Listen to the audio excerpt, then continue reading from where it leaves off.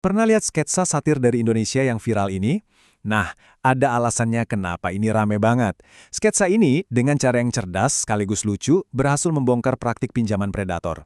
Hari ini, kita akan bedah sama-sama. Oke, kita mulai dari filosofi si pemberi pinjaman.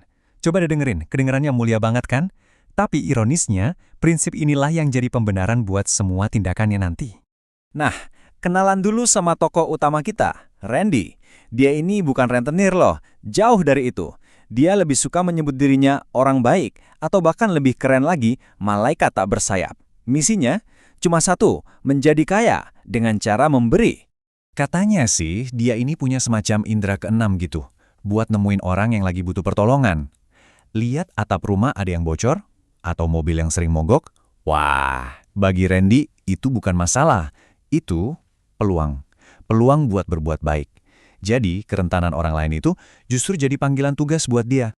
Nah, ini nih, bagian yang paling gilanya. Si Randy ini blak-blakan banget. Dia nggak nutup-nutupin strateginya, malah dia beberin semuanya. Seolah-olah ini tuh semacam tutorial atau buku panduan, panduan 5 langkah untuk menolong orang. Coba deh kita perhatiin polanya. Cerdik banget kan? Awalnya manis, datang pagi-pagi, salam yang sopan, bangun kepercayaan dulu. Ujung-ujungnya cuma selembar kertas dan tanda tangan. Tapi, nah kuncinya itu ada di langkah 4, bujuk sampai mau. Disinilah semua permainan psikologisnya terjadi. Dengerin deh mantranya. Manis banget kan bahasanya? Kata-katanya sengaja dipilih yang paling indah, paling halus, biar nggak ada yang sadar kalau di baliknya ada jebakan finansial yang siap menerkam. Nah, ini dia jantung dari strateginya. Kalau ada korban yang pinter, yang cuma mau pinjam sesuai kebutuhan, malah nggak dikasih. Justru mereka bakal ditekan habis-habisan buat ambil pinjaman yang jauh-jauh lebih besar. Kenapa coba? Ya biar utangnya makin numpuk, makin susah buat lunas, simple. Oke, cukup teorinya. Sekarang kita lihat langsung di lapangan. Gimana sih buku panduan ini bekerja di dunia nyata? Kita mulai dari kasus pertama. Seorang bapak-bapak yang mimpinya simple aja, cuma pengen punya mobil. Dan jeng-jeng! Inilah kenyataannya. Janjinya apa? Cara mudah beli mobil, cicilan ringan. Realitanya, total utang jadi 350 juta buat mobil yang harganya cuma 200 juta. Ini bukan lagi mimpi yang jadi nyata, tapi impian yang berubah jadi mimpi buruk finansial. Oke, pertanyaan bagus. Kalau korban tiba-tiba dapat rejeki dan mau lunasin utangnya lebih cepat, harusnya si pemberi pinjaman seneng dong, ya kan? Duitnya balik lebih awal. Eits, tunggu dulu. Salah besar. Sistem ini justru dirancang biar orang nggak bisa kabur.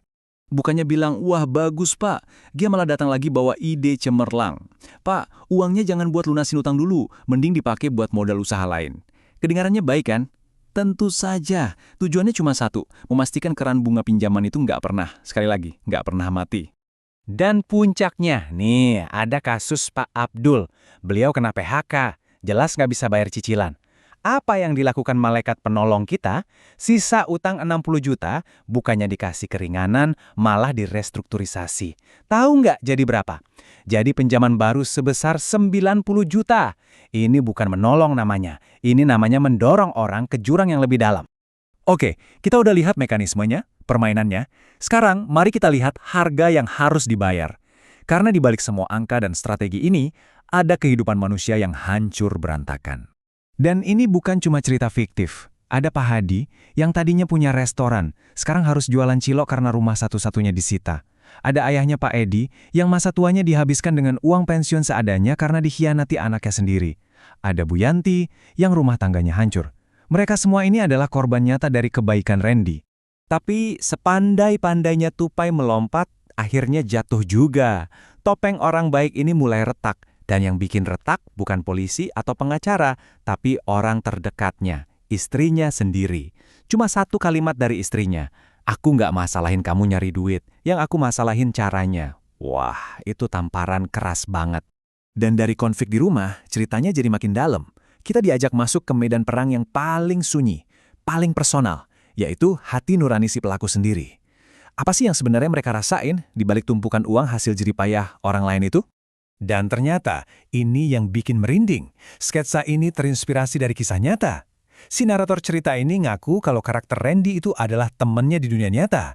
Temannya ini setelah bertahun-tahun hidup mewah dari bisnis ini, akhirnya ngambil keputusan yang gila. Dia ninggalin semuanya, jual semua asetnya, dan jadi pengemudi ojek online. Nah, disinilah kita lihat perbandingan yang menusuk. Di satu sisi ada kehidupan yang nyaman secara finansial, tapi tidurnya nggak pernah nyenyak. Hatinya selalu gelisah. Di sisi lain, ada kehidupan yang jauh lebih sederhana, mungkin awalnya ditentang keluarga, tapi bisa memberikan sesuatu yang nggak bisa dibeli pakai uang. Hati yang nyaman.